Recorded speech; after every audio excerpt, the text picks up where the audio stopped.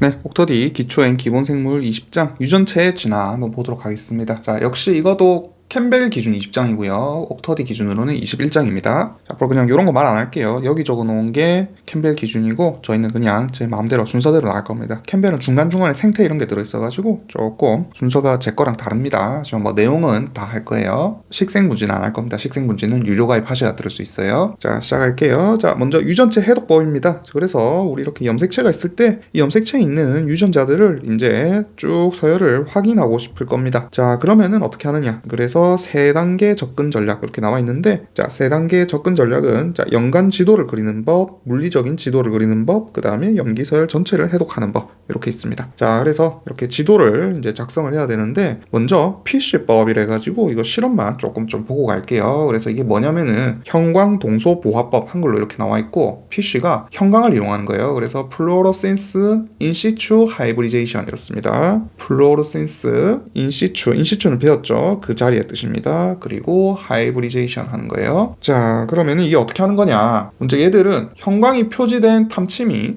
이 염색체가 있으면은 여기에 탐침이 막 이런 식으로 막 달라붙는 거예요. 막 달라붙어요. 이렇게 달라붙어가지고 얘들이 형광을 다 띠고 있죠. 그래서 이 위치가 보이는 겁니다. 혼성화된 위치가 보이는 걸 그대로 이용하는 거죠. 그래서 자, 요런 염색체는 언제 발견되냐면은 우리 중기 염색체에서 발견이 되죠. 그래서 중기에 이렇게 형광 표시된 탐침을 처리해가지고 형광현미경으로 관찰을 하는 거죠. 자, 하지만은 세포가 있고 그 세포의 핵 내부에서 핵이 있고 핵 내부의 염색체 위치를 볼 때는 간기를 이용하고요. 자, 이건 중기였고요. 대신에 중기면은 이렇게 복제를 한 상태로 보이겠죠. 그리고 상동 염색체도 같이 보일 겁니다. 자, 이렇게 관찰이 될 거고 간기의 핵 안에서 얘들이 어디에 붙어 있는지 이렇게 관찰하고 싶을 때 사용하는 거고요. 만약에 발현된 메신저 RNA를 보고 싶다. 이거는 앞에서 제가 인시추 하이브리디에이션 하면서 배웠죠. 그냥 조직 절편을 이용하면 볼 수 있다. 이렇게 설명을 드렸습니다. 자, 그래서 이 PC법 어떻게 하는 거냐. 자, 먼저 DNA나 단백질 구조를 좀 고정을 시켜야 돼요. 즉 염색체에는 히스톤 같은 게 막 달라붙어 있을 겁니다. 그래가지고 일단 얘들을 포르말데히드를 처리해가지고 DNA와 단백질을 고정을 시키고요. 그 다음에 메탄올이랑 아세틱애시드가 한 3대1로 들어있는 용액을 처리를 해가지고 단백질을 변성시키고 또 침전시킵니다. 그러면서 염색체를 조금 퍼지게 만들어요. 그 다음에 프로테이네이즈를 처리합니다. 조금 약하게 처리해요. 농도를 약하게 처리해가지고 얘들의 이제 단백질 일부를 조금 제거를 해줍니다. 그러면은 염색질이 이제 느슨하게 퍼지면서 투과가 쉽게 될 수 있겠죠. 그 다음에 알칼리나 열 처리를 해가지고 이제 DNA를 단일 가닥으로 만듭니다. 그러고 나서 이제 탐침을 처리하는 거죠. 그래서 이제 혼성화시키면은 상보적으로 달라붙을 거고 붙지 않은 거는 와싱, 즉 세척을 해가지고 씻어낸 다음에 현미경으로 관찰하면은 염색체의 프로브가, 즉 탐침자가 어떻게 붙어 있는지 확인이 가능할 겁니다. 자, 그러면 이렇게 보면 이제 뭘 볼 수 있느냐. 뭐 염색체 수 이상이라든지 우리 앞에서 배웠던 염색체 돌연변이들 있죠. 뭐 전자, 결실, 중복 뭐 이런 거, 구조 이상 이런 것들을 관찰할 수가 있을 거고, 뭐 메신저 RNA를 봤다 이러면은 특정 위치에서 어떤 RNA가 발현되는 위치 이런 것도 우리 앞에서 볼 수 있다고 배웠죠. 자, 그런 게 이제 PC 시험 방법이고요. 자, 이건 그냥 참고입니다. 참고 이렇게 보고 이제 진짜 유전자 지도를 보는 거죠. 이거는 그러니까 지금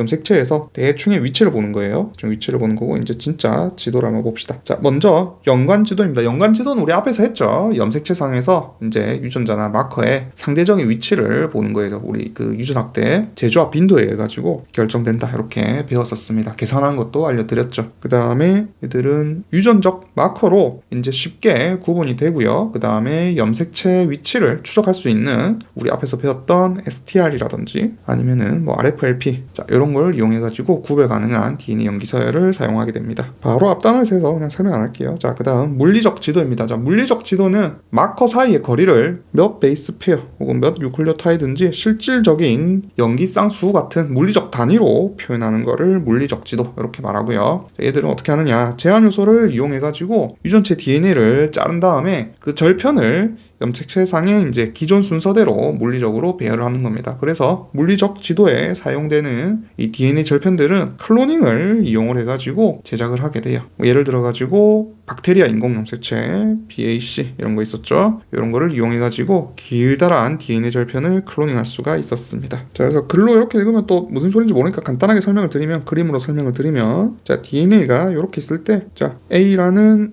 제한 요소로 자르고 그 다음 B라는 제한 요소로 자릅니다. 그러면은 이렇게 이제 조각이 나겠죠. 그래서 얘들을 전기 용동을 이제 내리는 겁니다. 그래서 A로 자른 걸 내리면은 크기가 자 제일 작은 거 하나, 그 다음 거 두 번, 그 다음 거 세 번째 이렇게 각각 1, 2, 3 이렇게 나올 거고요. 자 B로 만약에 잘랐다 그러면은 얘들은 크기는 대충 뭐 한 요 정도 위에서 이렇게 나오겠죠. 이게 4, 5 이렇게 쳐봅시다. 4, 5 그리고 중요한 거 여기에 이제 원래 크기를 알고 있는 자 마커를 같이 전기 용동을 하는 거예요. 그래가지고 이렇게 짝짝짝짝짝 내렸을 때 자 얘들 크기가 얼마인지 정확하게 알고 있어야겠죠. 싹 다 아는 겁니다. 이거 두 개뿐만 아니고 그러면 이걸 이용해가지고 유전자의 크기 얘 두 개 더하면 전체 크기가 되겠죠. 아니면은 얘들 다 더해도 전체 크기가 될 거고요. 그리고 각각 끊어진 위치 이런 것도 지도를 통해 가지고 확인할 수가 있을 겁니다. 뭐 너무 당연한 얘기인데 얘로는 연기 서열을 알 수는 없습니다. 연기 서열은 쌩어법 이런 거 써야 돼요. 얘들은 단순히 얘들의 길이, 크기 이런 것만 알 수 있는 겁니다. 요 레더랑 비교를 통해 가지고 자 그 다음 3번 연기 서열 전체를 해독돼 있는데 이거는 앞에서 말한 쌩어법 이런 걸 이용하는 거죠. 그래서 하나하나 이제 다 끊어가는 건데 너무 큰 거는 이제 시간이 오래 걸릴 겁니다. 그래서 좀 이렇게 잘라가지고 DNA가 있으면 이렇게 좀 잘라가지고 각각 해독을 해야겠죠. 그리고 이어 붙이는 것. 그래서 그게 지금 설명하려는 요 샷건법이에요. 그래서 일반적인 그 유전적 지도 작성과 물리적 지도 작성은 안 하고요. 그냥 DNA 연기 서열을 한 800개 정도로 이제 절편을 내는 겁니다. 잘라가지고 얘들을 그냥 자동화 DNA 서열 분석기를 이용해가지고 형광으로 D-대옥식 사슬 종료법 아까 앞에서 계속 배웠던 쌩어법 요걸 이용해가지고 800연기 정도를 계속 분석을 하는 거죠. 자 그런 다음에 얘들을 요렇게 끊을 수 있을 거고요. 그 다음에 요렇게 아까처럼 또 끊을 수가 있을 겁니다. 대신에 이거는 서열이 나오죠. 그러면 요 서열도 알고 요 서열도 알고 요 서열도 알고 요 서열도 알 겁니다. 자 그러면은 이제 조각난 서열들을 맞추는 거죠. 지금 제가 두 개만 그렸지만 뭐 요렇게 나오는 게 아니고 뭐 요런데 끊기는 애들도 있을 거고요. 자 그러면서 이제 서열을 분석을 해가지고 얘들을 하나의 지도로 확정지어서 만들 수가 있을 겁니다. 이게 샷건법이에요. 자 이번에는 유전체 성분 한번 보도록 합시다. 뭐 이거는 앞에서 다 한 얘기죠. 원핵 세포의 유전체 해가지고 나와 있는데 얘들은 대부분의 DNA가 단백질, 즉 메신저 RNA, 그 다음에 tRNA, rRNA 등을 암호화하고 있습니다. 그래서 인트론 부위가 없죠. 자 그다음 비암호화 부위는 주로 이제 프로모터 같은 조절 부위로 사용을 하고 있습니다. 뭐 말 그대로고요. 앞에서 다 배운 내용입니다. 분자생물학 하면서. 자 그다음 진핵세포의 유전체 봅시다. 자 얘들은 유전체의 한 98.5%가 넌코딩 DNA예요. 비암호화 DNA입니다. 그래가지고 유전자 조절 부위랑 인트론이 거의 막 한 24% 정도 차지를 하고 있고요. 나머지는 대부분 뭐 5' UTR, 그 다음에 뭐 3' UTR과 같은 비암호한 DNA들이 차지하고 있습니다. 그래서 사람 같은 경우에는 원핵세포에 비해 가지고 연기쌍 숫자는 한 500에서 1500배 더 많은 연기쌍을 가지고 있는데 실제 단백질로 만들어지는 유전자 수는 한 5배에서 15배 정도밖에 안 돼요. 대부분이 단백질로 번역되지 않는 부위다. 이렇게 생각하시면 되겠습니다. 그래서 사람 유전자 길이가 보통 한 27,000 베이스 페어 정도 되고요. 원핵세포 유전자 같은 경우에는 보통 한 1000 베이스 페어 정도 돼가지고 한 27배 이렇게 차이가 나죠. 그런데 이 차이의 대부분이 사실은 인트론 때문에 나타난다. 그렇게 알고 있으시면 되겠습니다. 자, 그래서 인간은 원핵세포에 비해서 약 10,000배에 달하는 비암호화 DNA가 존재를 하고 있고요. 뭐 이런 거 몇 배인지 뭐 안 해도 돼요. 그냥 설명을 드리는 겁니다. 아, 그만큼 크다. 그다음 인트론이 대부분 차지한다. 이런 거 그냥 감만 잡고 있으시면 됩니다. 몇 배다 이런 거는 안 나와요. 그래서 3번도 방금 한 얘기고요. 자, 4번. 그 밖에 대부분 이제 주로 반복 서열 DNA들을 가지고 있고 이런 반복 서열 DNA의 한 4분의 3 정도는 전이성 인자랑 관련된 서열입니다. 대표적으로 앞에서 잠깐 언급드렸던 뭐 라인, 사인, 알루가 있다 했죠. 이런 것들이 있습니다. 그러면 이런 것들 한번 배워봅시다. 자, 고도 반복 서열, 중간 반복 서열 등이 진핵세포엔 존재하는데 자, 이런 게 뭔지 한번 볼게요. 고도 반복 서열 같은 경우에는 보통 이질 염색질, 그 다음에 센트로미어, 그 다음 텔로미어 이런 데 많이 존재합니다. 이렇게 이제 좀 참고를 알아두시고 자, 그 다음 용어도 조금 보고 갑시다. 자, 그래서 먼저 부수체 한번 살펴보도록 합시다. 부수체 같은 경우에는 한 5에서 한 50 베이스 페어 정도 길이를 가지고 있습니다. 그래서 자, 요런 크기 뭐 예를 들면 뭐 기니피그 같은 경우에는 뭐 CCC, TAA 요런 서열이 거의 뭐 수백만 배까지 계속 엄청 많이 반복이 되어 있는 거예요. 자, 이런 거를 부수체 이렇게 표현을 합니다. 그러니까 요 정도 길이가 이렇게 배열이 되어 있다 이런 말이고, 주로 동원체 부위에 많이 존재를 하고 있습니다. 그래서 이런 동원체에 이런 부수체가 많은 이유는, 자 여기는 서열보다는요, 이런 데는 서열보다는 그 구조 자체가 중요해요. 그래서 그냥 이런 애들이 같이 막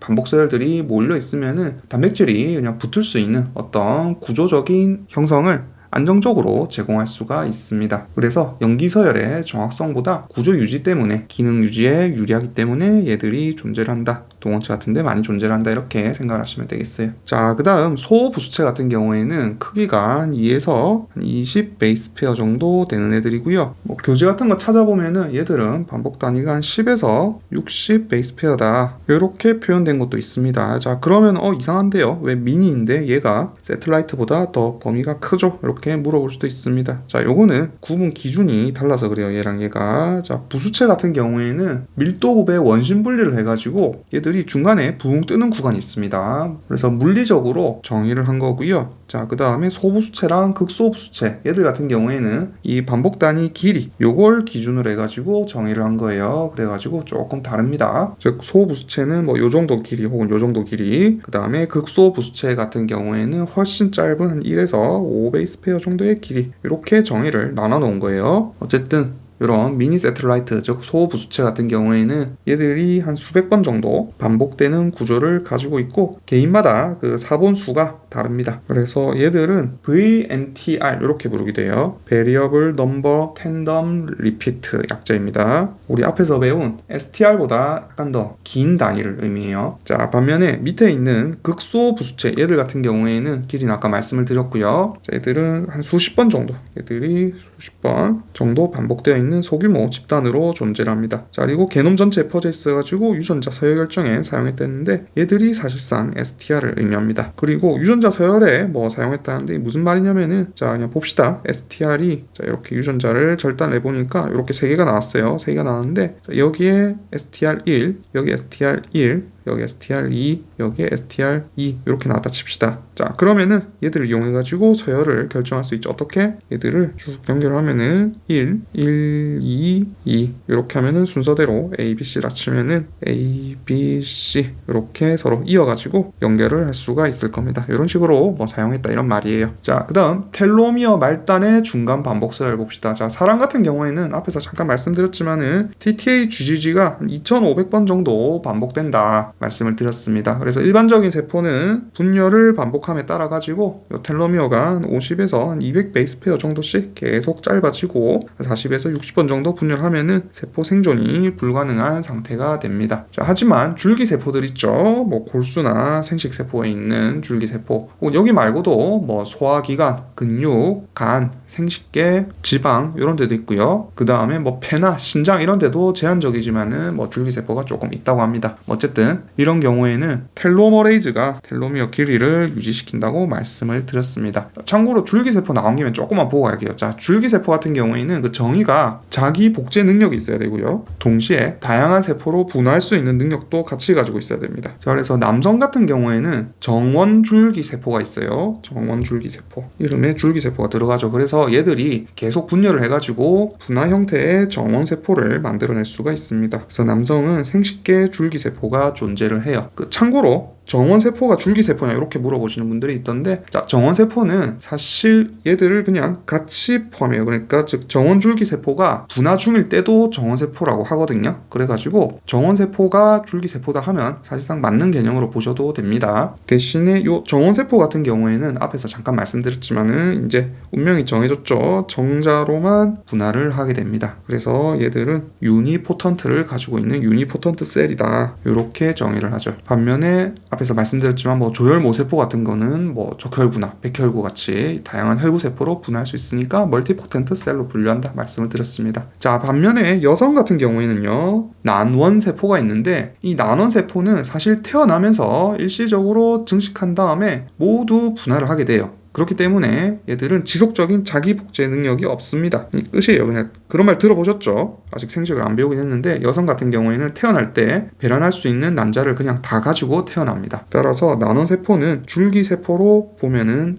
안 돼요. 요 차이가 있습니다. 정원세포는 요거를 포함하는 개념이라서 크게도 정원세포라 부르기 때문에 정확히 말하면 정원줄기세포가 정원세포로 분화하는 과정 요때를 정원세포로 보기 때문에 정원세포는 줄기세포로 본다. O. 나노세포는 근데 줄기세포로 본다. X. 무슨 말인지 아셨죠? 이렇게 보셔야 됩니다. 그 다음에 하는 김에 그냥 다 합시다. 아까 제가 잠깐 말씀드리기로 뭐 근육, 간 이런 것도 줄기세포가 있다 했는데 얘들은 계속 활성되는 애들 아니에요. 계속 활성되는 건 아니고 근육 같은 경우에도 손상이 돼야지만 줄기세포가 활성이 되고요. 그 다음에 간세포 같은 경우에는 간의 줄기세포 같은 경우에는 간이 손상됐을 때 그때만 간세포나 단간세포로만 분화가 가능합니다. 이해하셨죠? 나노세포는 자기 복제 능력이 없기 때문에 줄기세포가 아니고 얘들은 자기 복제 능력이 있습니다. 자, 그 다음 리얼 인간 암의 90% 이상에서 텔로머레이즈가 기능이 중요하다 되어 있는데 당연하죠. 그래야 계속해서 분열해가지고 암세포가 영생을 얻을 겁니다. 이번에는 전인자와 그와 관련된 서열 한번 보도록 합시다. 자, 이것도 앞에서 어쩌다 보니까 제가 다 얘기를 했었죠. 자, 트랜스포전 봅시다. 얘들은 DNA를 중간 매개로 해가지고 유전체 사이를 얘들이 점핑을 한다. 이렇게 말씀을 드린 적이 있습니다. 그래서 컷 앤 페이스트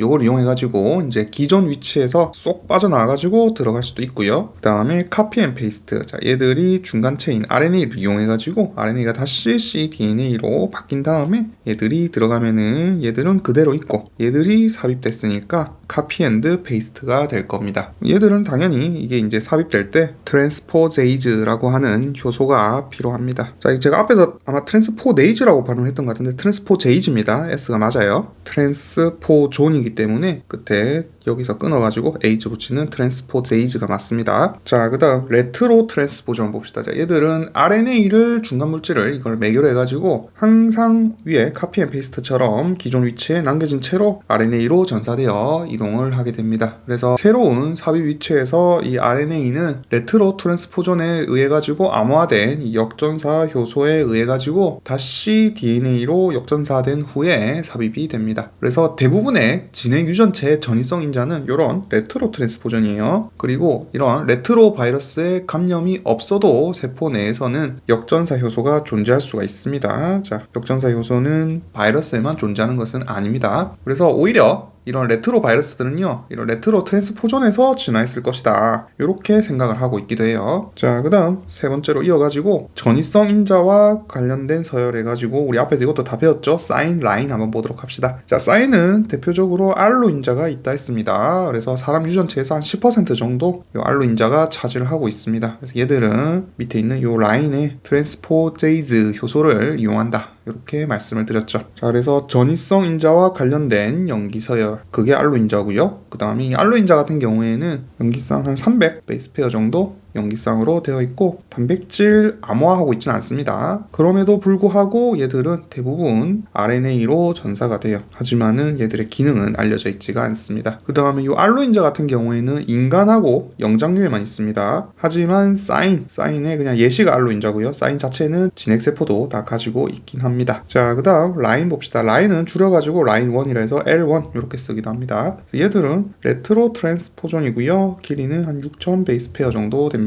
인간 유전체에서 한 17% 정도 차지하고요. 뭐 외울 건 아닙니다. 뭐 써있는 그대로예요. 인트론 내에서 존재하고 RNA 합성 요소 진행을 방해하는 서열이 존재한다 되어 있죠. 그리고 유전자 발현 조절에 참여한다 이렇게 되어 있습니다. 뭐 앞에서 다 한 얘기라 그냥 넘어갈게요. 자, 다음 반복 DNA입니다. 자, 반복 DNA는 인간 유전체에서 한 15% 정도 차지를 하고 있고요. 우리 아까 앞에서 제가 세틀라이트 DNA 하고요. 그 다음에 미니 세틀라이트, 마이크로 세틀라이트 있다 했죠. 그래서 미니와 마이크로가 여기에 해당하는 거예요. 단순 반복 서열 DNA입니다. 그래서 요 안에 아까 VNTR하고 STR이 있었죠. 봅시다. 짧은 서열이 반복되어 연결된 형태다 되어 있습니다. 얘들은 한 인간 유전체의 한 3% 정도 차지를 하고 있고 길이가 짧아서 그렇죠. 그 다음에 반복 횟수도 가변적입니다. 유전체의 단순 서열 DNA 같은 경우에는 주로 염색체 말단이 텔로미어 그리고 동원체에서 발견된다고 했죠. 이런 데서 주로 발견이 됩니다. 자, 그 다음에 위성 DNA, 세틀라이트 DNA 있는데 이게 앞에 말한 플랑크 세틀라이트예요. 그래서 얘들은 서열 자체가 굉장히 단순하죠. 그래가지고 막 AT,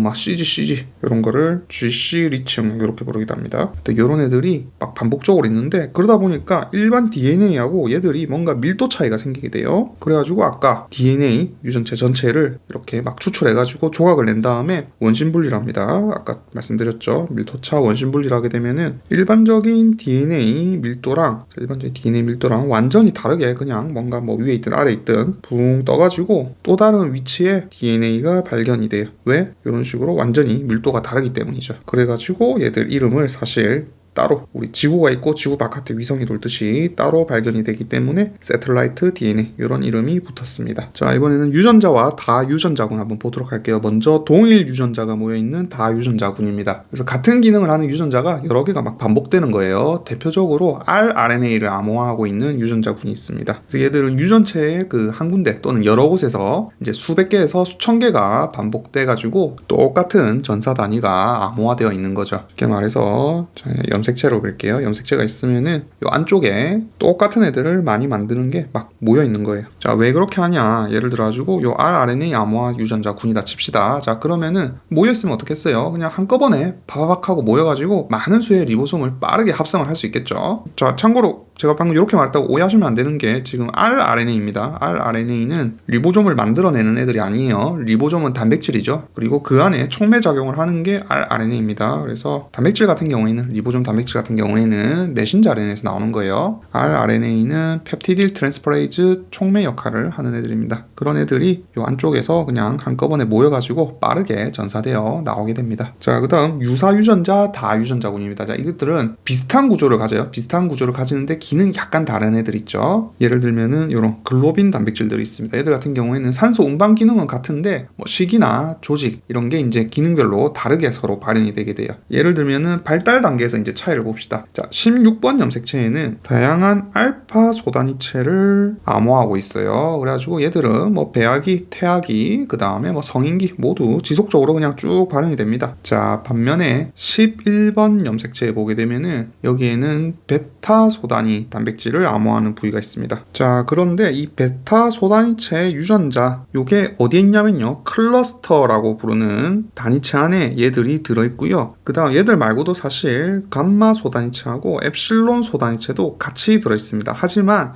이 클러스터 안에서 시기별로 발현되는 소단위체가 스위칭, 즉 온오프 되면서 다르게 나오게 됩니다. 그래서 맨 처음 배아기 이때는 엡실론 글로빈이 나오게 되고요. 그 다음에 태아기 때는 감마 글로빈이 나오게 되고 성인이 되어서야 베타 글로빈이 나오게 됩니다. 그래서 태아기를 예로 들어볼게요. 뭐 배아기는 거의 잘 안 나오고요. 그래서 태아의 헤모글로빈은 헤모글로빈 F 이렇게 씁니다. 보통 F는 태아를 영어로 페탈 이렇게 표현하기 때문에 이걸 따서 그냥 헤모글로빈 F 이렇게 표현을 하고요. 자, 이때는 다른 게 다 꺼져 있고 감마만 온 상태로 있어요. 그러면은 어떤 헤모글로빈이 만들어지느냐, 알파는 그대로 계속 나와서 알파2에다가 감마2 형태의 소단위체를 각각 가진 알파, 감마, 그 다음에 알파, 감마 요런 헤모글로빈을 태아기 때 적혈구 속에 가시게 됩니다. 이게 HbF라 불러요. 자, 지금 무슨 말 하는지 이해되시죠? 적혈구가 있고 적혈구 안에는 헤모글로빈이라고 하는 단백질들이 들어있습니다. 얘들을 이루는 소단위체가 알파와 감마, 감마와 알파 이렇게 구성되어 있다 이런 말이에요. 얘들이 여러 개가 있겠죠, 적혈구 안에. 자, 그런데 왜 이렇게 하냐면요, 이 감마 같은 경우에는 산소 친화도가 베타보다 더 높습니다. 따라서 태아가 이 모체로부터 산소를 훨씬 더 잘 받을 수 있도록 도와주게 돼요. 자, 반면에 성인 같은 경우에는 헤모글로빈 어덜트 해가지고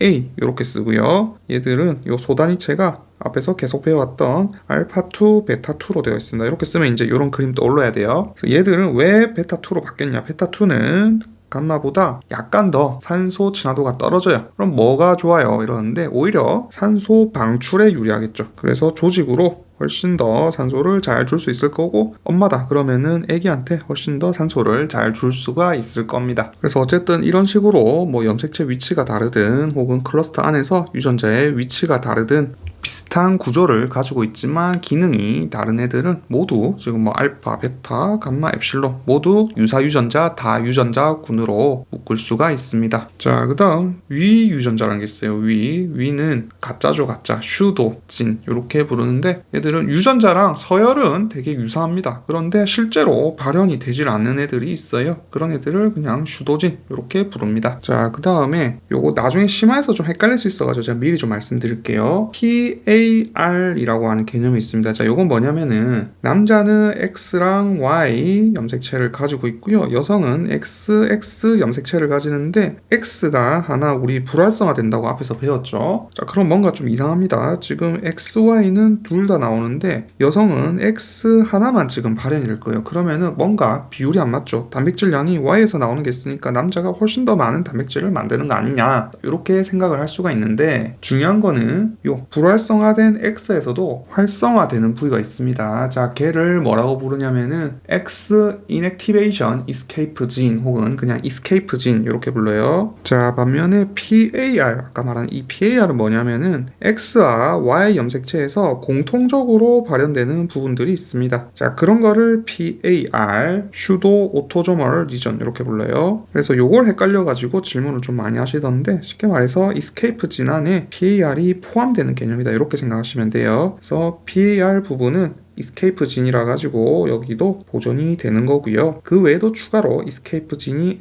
여기 조금 더 있습니다. 불활성화된 X 염색체 안에. 자, 갑자기 이게 슈도진이 나와가지고 여기 생각이 나가지고 좀 말씀을 드렸어요. 참고로 요거랑 완전 다른 개념입니다. 그냥 슈도가 보여가지고 생각나서 말씀드린 거예요.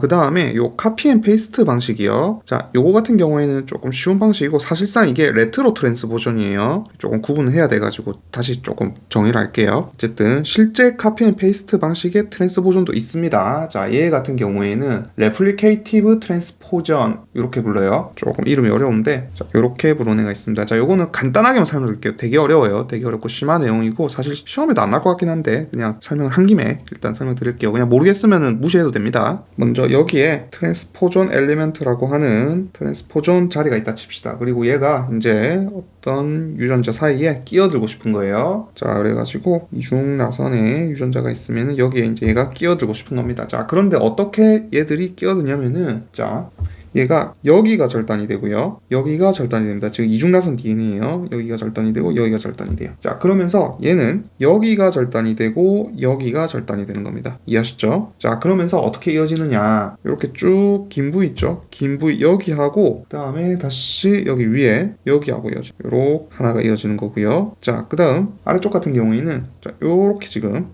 유전자를 보면은 요렇게 지금 하나가 만들어졌고요. 그 다음에 요렇게 긴 게 하나가 또 만들어졌죠. 아래쪽이 깁니다. 요런 게 하나 만들어져 가지고 요 부위하고 그 다음에 여기 요 부위하고 이어지는 거예요. 요렇게 이어지게 됩니다. 이해하셨죠? 자, 그럼 요거를 다시 그리게 되면은 자, 요렇게 긴 부위 하나 하고요. 지금 요거 그린 겁니다. 요 부위하고 요 부위하고 이어지겠죠? 요렇게 하나. 그 다음에 아래쪽은 어떻게 이어졌냐면은 다시 따라가 봅시다. 얘가 지금 요렇게 하나가 이어졌고요. 얘가 지금 여기랑 이어졌죠. 그러다 보니까 요렇게 모양이 남아 있습니다. 그래서 요런 모양으로 하나가 또 이어진 거예요. 자, 그럼 지금 어떤 일이 일어났냐? 요 가운데 부위가 지금 트랜스포전 구역이었죠. 그런데 보시면은 요쪽에 트랜스포전 구역이 요만큼 하나가 생겼고요. 그 다음에 이어진 구조, 요쪽도 트랜스포전 구역이었습니다. 어떻게 됐어요? 지금 트랜스포전 구역이 여기 각각 하나씩 총 2개가 만들어졌죠. 그 다음에 원래 지금 들어가고자 하는 유전자 부위도 여기 부위하고요, 여기 부위가 지금 나눠졌습니다. 그리고 여기는 어떻게 되냐면은 이 원래 숙주가 가지고 있던 DNA 머시너리에 의해 가지고 이쪽이 쭉 채워지게 돼요. 자, 요런 부위를 지금 갭이라 하거든요. 이런 갭 부위가 숙주에 DNA 폴리머레이즈랑 라이게이즈 이런 애들이 와가지고 다시 채워주게 됩니다. 자, 그럼 어떻게 돼요? 지금 얘들이 각각 2배로 늘어났죠. 얘가 이동을 하면서 졸지의 양이 2배가 됐습니다. 즉 카피 앤 페이스트가 일어난 거죠. 이해 안 되시면 그냥 넘어가셔도 됩니다. 그냥 이런 방법이 있다 그냥 알려드린 거예요. 그리고 지금 염색체 잘 보시면은 똑같은 게 2개가 생겼으니까 얘랑 얘 사이에 또 교차가 일어날 수도 있겠죠. 그래서 트랜스포전이 이런 일들을 할 수가 있는 겁니다. 하는 김에 컷 앤 페이스트도 하죠. 이것도 뭐 훨씬 쉬워요. 이거는 훨씬 쉽습니다. 자, 예를 들어 가지고 트랜스포전이 이렇게 안쪽에 있었다 치면은 얘가 이쪽 서열로 이동을 하고 싶습니다. 자, 그러면은 트랜스포제이즈가 여기를 자, 요만큼씩 이동을 하고 싶어요. 그럼 어떻게 하냐면은 이 사이를 이렇게 잘라줍니다. 이렇게 트랜스포제이즈가 와가지고 절단을 해줘요. 그러면 얘 모양이 어떻게 되냐면은 요렇게 되겠죠. 얘하고 떨어뜨려 볼게요. 요렇게 될 겁니다. 그러면은 그 사이에 그냥 얘가 그대로 들어가요. 자, 지금 크기를 제가 좁게 그렸는데 이동시켜 볼게요. 그러니까 요렇게 벌어지게 되고요. 그 사이에 얘가 그냥 쏙 빠져가지고 그대로 이렇게 들어갑니다. 자, 그러면 여기 지금 갭이 생겼죠. 갭 같은 경우에는 아까랑 마찬가지로 주에 DNA 폴리머레이즈 같은 머신너리들이 와가지고 그냥 합성을 해가지고 채워주게 됩니다. 자, 그러면은 얘는 그대로 지금 쏙 빠져가지고 이동을 했는데 문제는 뭐다? 여기 들어온 염색체 있죠. 여기는 지금 요 부위하고요. 요 부위가 디플리케이션 됐습니다. 자, 이런 거를 조금 눈여겨 봐주세요. 이런 거는 여기 리플리케이티브 트랜스포전 아니고 non replicative transposition 이렇게 그냥 쓰게 돼요. 트랜스포전이 아니고 트랜스포지션입니다. 수정해 주세요. 이런 방법은 non replicative transposition 이렇게 부릅니다. 자, 이번에는 유전체의 진화 한번 보도록 합시다. 자, 진화라는 거는 사실 염색체의 복제에 의해 가지고 변이가 점점 축적이 되는 거예요. 변이 단백질들이 축적이 되면서 기존에 있던 단백질들이 바뀌더라도 얘가 죽지 않고 살아남아가지고 다음 세대까지 이어져야겠죠. 그리고 또 바뀐 유전 정보도 물려줄 수가 있어야 될 겁니다. 자, 그럼 어떻게 가능한지 한번 보도록 합시다. 먼저 다배수체입니다. 다배수체는 우리 앞에서 배웠죠. 뭐 삼배체굴 이런 거 혹은 식물에 잘 일어난다 이런 것들 알려드렸습니다. 그래서 감수 분열할 때 실수가 일어나게 되면은 염색체 수가 증가될 수 있다 이런 거를 배웠었고요. 그러면 염색체 수가 증가하니까 거기서 더 많은 단백질들이 만들어낼 수가 있을 거고 그 늘어난 염색체에서 돌연변이가 일어나더라도 기존에 원래 정상적인 유전자를 가지고 있기 때문에 이 개체가 죽지 않고 다음 세대에 돌연변이 유전자를 그대로 물려줄 수가 있겠죠. 그러면서 다양성을 획득할 수가 있게 됩니다. 자, 두 번째로 염색체 구조 변화가 있는데 뭐 이거는 계속 하던 얘기죠. 뭐 결실, 중복, 역위, 전좌 이런 것들이 있었습니다. 앞에서 한 얘기니까 뭐 설명 안 할게요. 자, 그 다음 3번 DNA 조각의 중복과 다양화 이렇게 되어 있습니다. 자, 이거는 우리 앞에서 교차 배웠죠. 교차 배웠는데 이 교차가 비정상적으로 일어나는 경우에요. 그거를 부등교차 혹은 불균등교차 이렇게 부릅니다. 즉 감수분열 1중기 때 원래 교차가 이렇게 키아즈마를 형성해가지고 얘들끼리 이렇게 붙어가지고 같은 자리에서 원래 교차가 일어났었죠. 교차가 일어나야 되는데 그렇게 일어나는 게 아니고 여기에 우연히 염색체가 이제 유사한 서열을 가지고 있었던 거예요. 그러다 보니까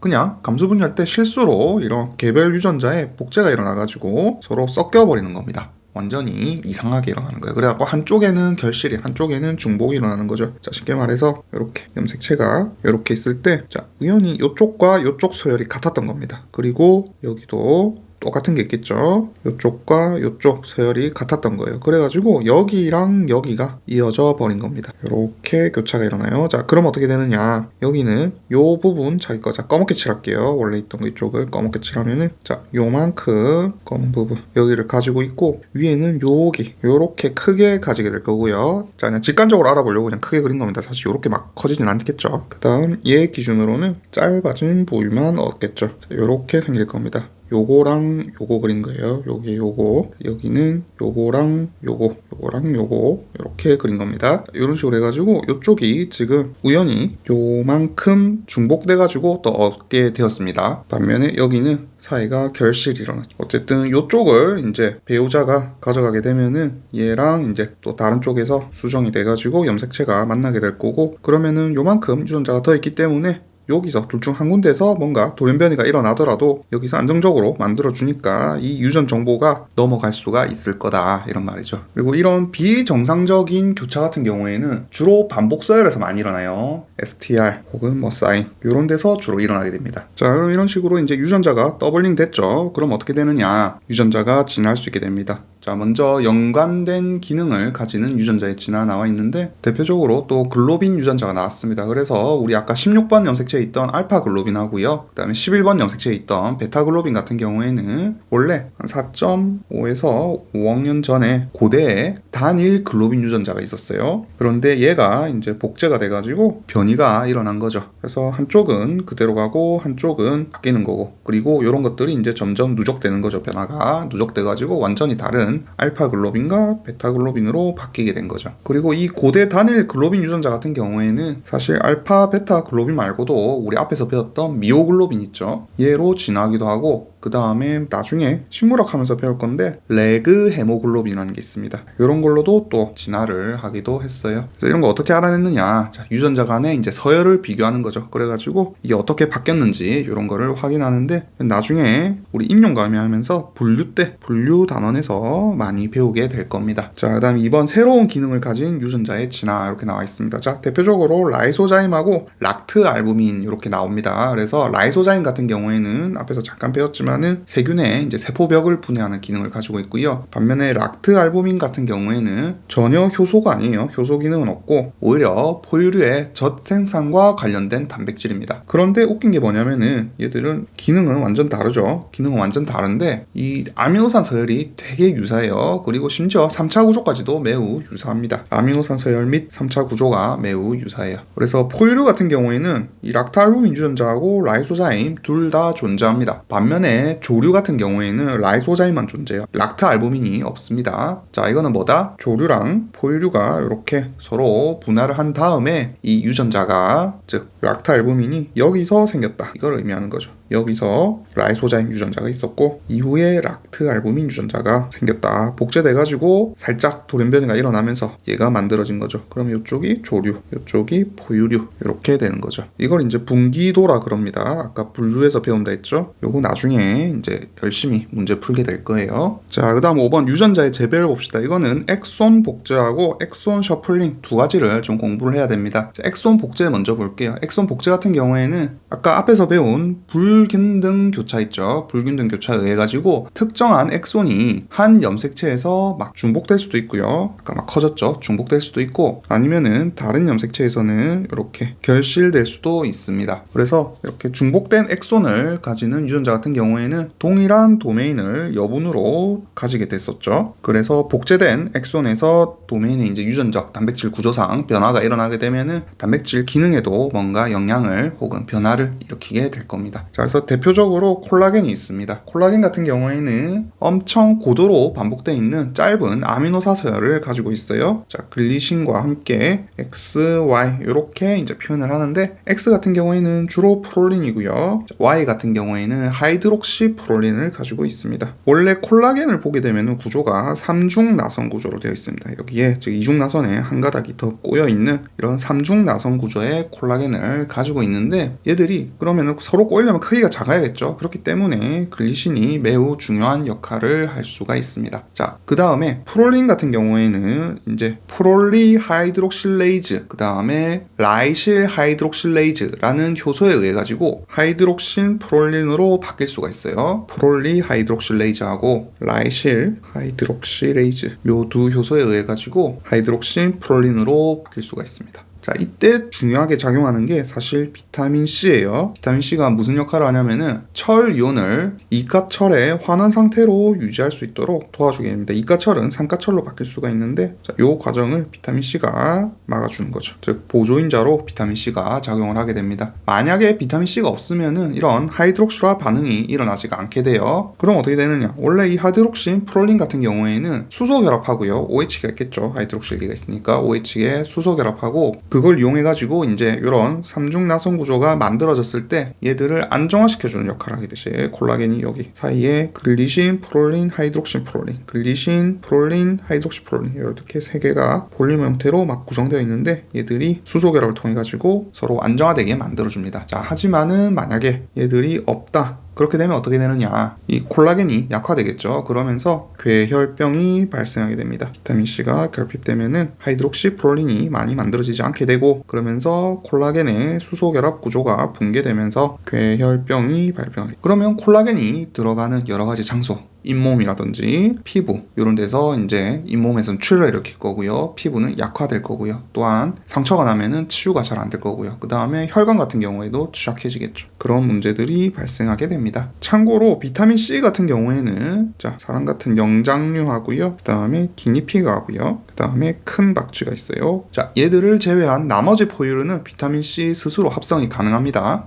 추가로 아주 일부 설치류인데 다 그런 건 아니고 일부 설치. 이 정도만 비타민 C를 합성할 수가 없어요. 자, 그 이유는 구로라고 하는 유전자가 있어요. 자, 얘가 비활성화되어 있기 때문입니다. 따라서 인위적으로 식품으로 비타민 C를 꼭 섭취를 해줘야 됩니다. 그리고 비타민 C 같은 경우에는 매우 강력한 항원제 역할을 하죠. 그렇기 때문에 항산화제입니다. 자, 이번에는 엑손 셔플링 한번 보도록 합시다. 엑손 셔플링은 말 그대로 유전자의 엑손을 바꿔치기 한다 이런 뜻이죠. 셔플링 아시죠? 우리 음악 같은 거 셔플링하면 막 랜덤으로 재생시켜주죠. 그렇듯이 서로 다른 유전자 엑손을 재별해가지고 완전 새로운 조합의 단백질을 만들어주는 거를 엑손 셔플링 이렇게 표현을 합니다. 그래서 이런 엑손 셔플링이 일어나려면은 사실 인트론 부위가 중요합니다. 엑손이 바뀌는 게 아니라 엑손은 구조가 유지돼야 되죠. 그렇기 때문에 그 앞에 있는 엑손이 있고 인트론이 있으면은 요 인트론과 인트론 사이에 이게 서로 막 뒤섞이게 되는 거죠. 그러면은 이렇게 두 종류의 엑손이 바뀌게 되고 인트론은 어차피 상관없는 부위입니다. 그러면은 두 종류의 엑손을 가지게 되는 유전자가 만들어지는 거죠. 자, 그럼 이런 게 어떻게 일어나느냐? 뭐 앞에서 다 배운 내용입니다. 뭐 부등교차 이런 게 일어날 수도 있고요. 그 다음에 뭐 전인자에 해가지고 얘들이 옮겨갈 수도 있고요. 그 다음에 뭐 비상동제 조합 이런 걸로도 일어날 수 있을 겁니다. 자, 그래서 예를 들어가지고 우리 TPA 한번 봅시다. TPA는 앞에서 잠깐 언급을 드렸었죠. 그래서 한글로 하면은 조직 플라스모겐 활성화 효소 이렇게 부르는데 얘들은 세 가지 유형의 도메인을 네 종류를 가져요. 네 개를 가집니다. 그래가지고 크링글 도메인이라는 거를 두 개 가지고요. 그 다음에 핑거 도메인이라는 거를 하나 가지고요. 그 다음에 성장인자 유사한 EGF-like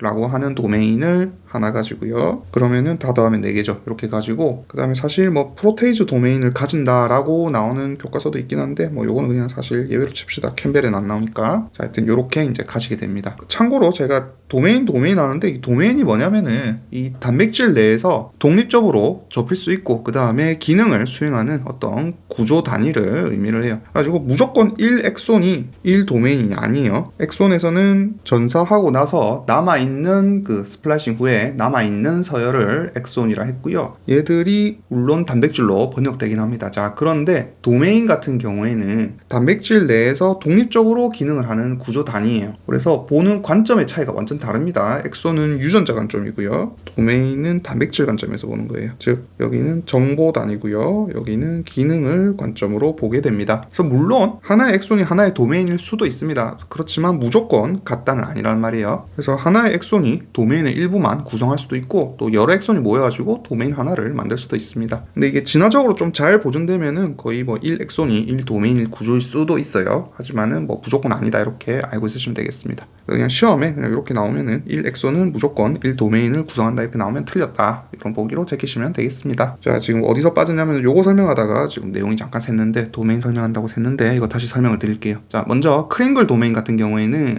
얘들이 이제 라이신하고 결합하든지 아니면은 피브린하고 플라스미노겐 같은 거랑 결합을 해요. 즉 결합 단백질입니다. 따라서 얘들은 혈전 주변에 이제 이게 단백질 안에 들어있죠. 아미노산이니까 여러 가지 단백질들을 모으고 그 다음에 플라스미노겐하고 얘들이 결합을 하게 됩니다. 자, 그러면은 이거는 뭐 나중에 뒤에 나올 내용인데 뭐 사실 잠깐 한번 보고 가죠. 플라스미노겐은 얘들이 절단되면요 플라스민으로 바뀌게 됩니다. 얘도 단백질이에요. 자, 그러면은 이 플라스민이 무슨 역할을 하냐면은 피브린을 분해를 해가지고 혈전을 막게 되는 거죠. 그래서 이때 이제 결합하는 도메인 부위가 크링글 부위다. 일단 요거를 알고 있으셔야 되고, 자, 그 다음에 핑거 도메인이 있습니다. 핑거 도메인 같은 경우에는 피브린에 결합을 해가지고 이 혈전에다가 TPA를 정확하게 위치시키는데 사용됩니다. 자, 그 다음에 EGF-like 도메인 같은 경우에는 그 구조가 EGF랑 비슷하단 거예요. 그래가지고 얘들이 이제 세포 표면 수용체에 상호작용을 해가지고 혈중에 TPA 수명하고요. 얘들이 제거되는 속도를 조절하게 됩니다. 그 다음에 프로테이즈 도메인 같은 경우에는 아까 이거 절단시킨다 했죠? 이 과정을 프로테이즈 도메인이 작용을 하게 됩니다. 자, 그래서 결론이 뭐다? 얘들은 어떻게 만들어진 거냐면은 원래 서로 다른 유전자 위치에 이제 각각의 도메인들이 있었겠죠. 그런데 얘들이 이제 엑손 셔플링이 일어나면서 얘랑 얘로 붙고요. 뭐 또 얘랑 얘가 있으면은 여기도 이렇게 붙고요. 또 나머지도 이렇게 같이 이어 붙어가지고 하나의 유전자 위에 이제 얘들이 쭉 이어지게 된 거죠. 엑손 1, 엑손, 엑손2, 엑손3, 엑손4가 있다 치면은 들이 이제 셔플링을 통해 가지고 하나의 유전자 위에 이렇게 올라가게 되었습니다. 그래서 얘들이 이제 전사되고 번역되니까 단백질이 E1에서 나온 부위 이어져 가지고 2에서 나온 부위, 그다음에 3에서 나온 부위, 그다음에 E4에서 나온 부위가 모여 가지고 하나의 TPA를 만들게 된 거죠. 참고로 크링글은 두 개죠. 그러면은 뭐 크링글이 E1이라면은 여기 이렇게 똑같이 복제된 E1이 하나 더 있으면 되겠죠. 이런 식으로 만들어진 거다. 얘는 디플리케이션, 나머지는 엑손 셔플링으로 만들어졌다. 이렇게 진화적 근거를 댈 수가 있을 겁니다. 이번에는 마지막으로 전이성 인자가 유전체 진화에 기하는 점 한번 살펴보도록 하겠습니다. 자, 그래서 뭐 이거는 이때까지 한 거 다 종합이다 생각하시면 되겠어요. 전인자가 있을 때 얘들이 옮겨 다니면서 뭔가 난리를 치겠죠. 유전자에 뭔가 변화를 줄 겁니다. 그래서 일단 당연한 얘기지만은 유전자의 어떤 재조합을 촉진시킬 수 있을 거예요. 그래서 STR 같은 반복 부위 서열들을 여기로 옮겼다. 그러면은 여기랑 유사해지겠죠. 그러면서 여기서 비상동 재조합이 이렇게 일어날 수가 있을 거고요. 그 다음에 당연히 유전자 사이에 끼어들면은 유전자를 파괴시킬 수도 있을 겁니다. 그 다음에 뭐 비슷한 얘기로 유전자의 활성도 변화시킬 수가 있을 거고요. 그 다음에 얘들을 데리고 이제 유전자나 엑손을 다른 장소로 이동시킬 수도 있는 거죠. 그 다음에 뭐 위에 1번이랑 거의 비슷한 얘기인데 이런 비슷한 서열들의 인자들이 막 여기저기 퍼져 있어요. 그러면은 서로 다른 염색체들 간에도 이렇게 상동 재조합이 일어날 수가 있습니다. 그 다음에 알로 인자 같은 경우에는 크기가 작죠. 하지만은 얘들이 인트론에 만약에 끼어들 경우에는 자, 우리 인트론에 스플래싱 하는 방법 배웠습니다. 유전자 몇 개 관여를 안 했죠. 그렇기 때문에 약하지만 새로운 스플래싱 위치를 지정해가지고 완전히 다른 유전자를 만들어낼 수도 있게 됩니다. 그래서 뭐 알터네이티브 RNA 스플래싱 이런 거 다 배운 내용이고요. 자, 이번에는 맥클린톡이 발견한 옥수수 색 변화 요거 한번 살펴보도록 할게요. 자, 옥수수는 원래 색소 유전자를 가지고 있으면은 보라색, 뭐 책마다 조금 다릅니다. 뭐 빨간색 혹은 너무 진해가지고 검은색으로 보이기도 해요. 뭐 하여튼 진한 이런 색깔이 이제 나타내는 게 정상이에요. 자, 그런데 이 색소 유전자가 비활성화되면은 노란색이거나 무색처럼 보이게 됩니다. 교재마다 색깔 표현이 좀 달라서 그냥 다 적어드릴게요. 하여튼 이런 색으로 보이게 됩니다. 자, 그런데 이 맥클린톡이라는 여자 과학자가 뭘 발견하냐면 이거 노벨상 받은 겁니다. 이 옥수수 알갱이를 관찰하는데요. 자, 우리 옥수수 먹는 부분 있죠. 얘를 관찰을 해보니까 이런 점박이 무늬를 가진 옥수수 알갱이를 발견해가지고 얘를 연구를 한 겁니다. 20대 때 연구를 했어요. 하여튼 이런 거를 연구를 하셨어요. 자, 그래서 이게 어떻게 된 거냐 이제 조사를 해보니까 분자생물학적으로 조사를 해보니까 이 원래 옥수수 씨앗 있죠. 이거 혹시 세포 하나라 생각하시면 안 됩니다. 뭐 난자나 알 같은 거 생각해가지고 세포 하나가 아니고 얘들은 지금 씨앗은 여러 세포가 모여있는 구조예요. 그래가지고 배유라는 부분에 지금 우리가 먹게 되는 부분인데 어쨌든 하나의 수정란이 분열을 해가지고 이렇게 된 거죠. 자, 그랬는데 이게 어떻게 된 거냐면은 자, 이렇게 유전자가 있을 때 C 유전자라고 하는 색소 유전자가 있습니다. 그래가지고 얘가 있으면은 원래 이제 정상적인 보라색이 나타나게 돼요. 세포 하나 기준입니다. 세포 하나 안에서 이렇게 있으면은 보라색으로 나타나게 됩니다. 그리고 관찰해보니까 그 옆에 DS 즉 디소시에이션 약자거든요. 하여튼 이런 유전자가 이제 관찰이 됐던 거죠. 어쨌든 결론적으로 얘는 뭐가 나오냐면은 정상적으로 그냥 보라색이 관찰이 됐어요. 자, 그런데 얘들 말고요, 그냥 이제 노란색 옥수수 씨앗도 있겠죠. 아예 싹 다 노란색인 애들을 관찰해 보니까 어떻다? 얘들은 이런 C 유전자가 파괴돼 있었다 이겁니다. 특히 그리고 여기서 이제 지금 알록달록한 옥수수 씨앗에서 여기가 이제 뭐 보라색이라 하고 여기가 노란색이라 해봅시다. 요 부분 세포를 가지고 연구를 해보니까 어떻더라? 요 안에 이 DS라고 하는 유전자가 같이 끼어져 있더라. DS가 여기 C 사이에 끼어져 들어가지고 색소 유전자를 파괴를 해놓은 거죠. 지금 갈라놓은 겁니다. 이렇게 돼 있었습니다. 아, 그러면은 이제 뭐 당연한 얘기죠. 이제 정상 유전자가 이런 유전자 들어가지고 깨져 있으니까 문제가 생깁니다. 그래서 무색이 나왔더라. 자, 그런데 얘들을 잘 관찰을 해보니까 무슨 일이 있었냐면요. 뭐를 발견했냐면요. 요런 걸 발견한 거예요. 옆에 AC, 액티베이터 약자예요. 요런 유전자를 가진 애들을 여기서 발견을 한 거예요. 나중에 알고 보니까 요 옆에 AC가 있었던 거죠. 그래서 얘들이 뭔 짓을 하냐면은 얘가 이제 트랜스포제이즈를 만드는 거예요. 트랜스포제이즈 효소를 만들어가지고 어떻다? 지금 원래 C 유전자가 있었는데 요 사이에 원래 DS가 아까 들어가 있었죠. DS가 있었는데 얘들을 얘가 끄집어내가지고 이동을 시키더라 이겁니다. 다른 데로 이동을 시켜줬어요. 그러면은 얘는 다시 회복이 돼가지고 C 유전자